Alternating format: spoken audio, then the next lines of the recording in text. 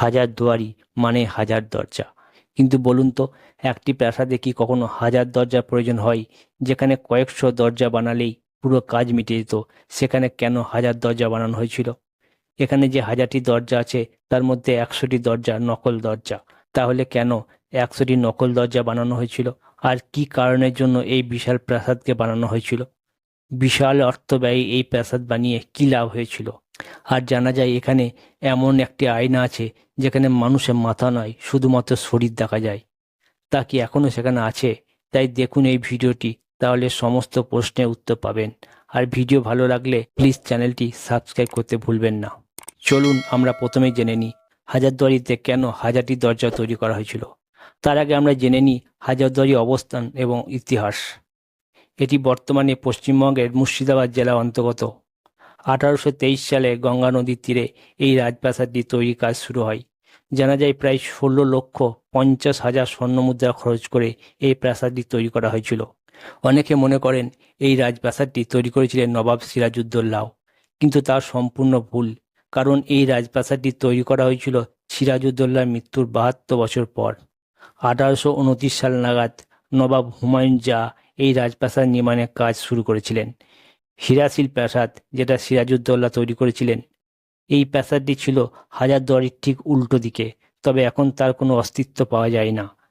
গঙ্গা নদীর ভাঙনের ফলে আস্তে আস্তে গঙ্গার বক্ষে তলিয়ে গেছে, তাই তার ইতিহাসও মুছে গেছে।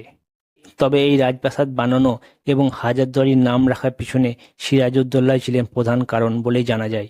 কারণ যখন সিরাজউদ্দৌলাও নবাব ছিলেন, তখন কোনো বিষয়ে সিদ্ধান্ত নিতে গেলে 1000 জন পণ্ডিতদের নিয়ে সিদ্ধান্ত নিতেন, যা ছিল খুবই কার্যকরী সিদ্ধান্ত। যার জন্যই এই দরবারের নাম হয়ে গেছিল হাজার দরবারি। আর এই নাম মানুষের মুখে মুখে ঘুরত। তাই পরবর্তীকালে হুমায়ুন জাহ হাজার দরবারি থেকে অনুপ্রাণিত হয়ে এমন একটি রাজপ্রাসাদ বানানোর পরিকল্পনা করেছিলেন। তাই হুমায়ুন জাহ যখন এই বিশাল রাজপ্রাসাদ তৈরি করলেন, তখন তার নামকরণ করলেন হাজারদুয়ারি।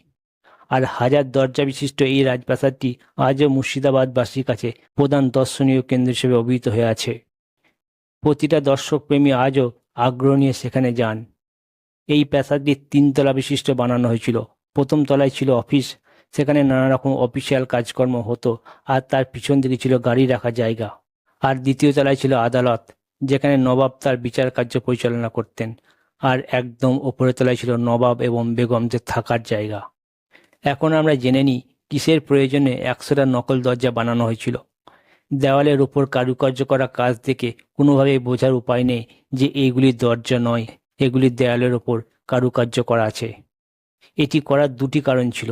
একটি হলো কোনো কারণবশত এই রাজপ্রাসাদে যদি আক্রমণ হয়, তাহলে নবাব ও তার পরিবারবর্গ যাতে কোনোভাবে সেখান থেকে বেরিয়ে প্রাণে বাঁচতে পারে। আর একটি কারণ হলো সেখানে সেই সময় প্রচুর চোর ডাকাত উপদ্রব ছিল, তাই প্রাসাদে কোনোভাবে চোর ডাকাত ঢুকে পড়ে যাতে তারা বেরিয়ে আসতে বিভ্রান্ত হয়ে পড়ে এবং তাদের হাতে ধরা পড়ে। এই দুটি কারণের জন্য 100টি নকল দরজা বানানো হয়েছিল। তবে আজকের দিনে এই কারণ দুটি কেমন যেন গুরুত্বহীন লাগে। এই হাজারদুয়ারি প্রাসাদের ভিতরটা কেমন ছিল এখন সেটা দেখে নিই।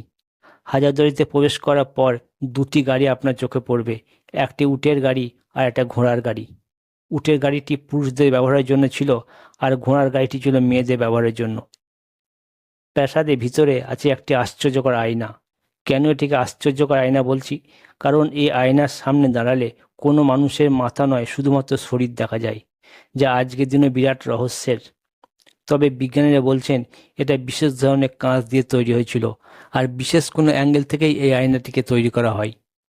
ইমামবাড়া, যেটি আর একটি সৌধ যা পর্যটকদের খুব আকর্ষণীয়। এই ইমামবাড়া হাজারদুয়ারির ঠিক উল্টো দিকে অবস্থিত। এটি হলো এশিয়ার সর্ববৃহৎ ইমামবাড়া। প্রথমে এই ইমামবাড়াটি চন্দন কাঠ দিয়ে তৈরি করা হয়েছিল, কিন্তু কোনো কারণবশত সেটা সম্পূর্ণ পুড়ে ছাই হয়ে গেছিল। তাই নবাব পুনরায় এটিকে কংক্রিটে তৈরি করেছিলেন। 1947 সালে দেশ স্বাধীন হয়। তারপর 1985 সালে তৎকালীন প্রধানমন্ত্রী রাজীব গান্ধী এটিকে সুসজ্জিত করে মিউজিয়ামে পরিণত করেন।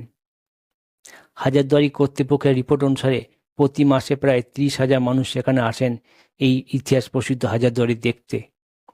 তো বন্ধুরা, এই ছিল আজকের বিষয়। শেষ পর্যন্ত সাথে থাকার জন্য আপনাদের অনেক ধন্যবাদ, এবং সবার শেষে বলি ভালো থাকুন, অপরকেও ভালো রাখুন। নমস্কার বন্ধুরা।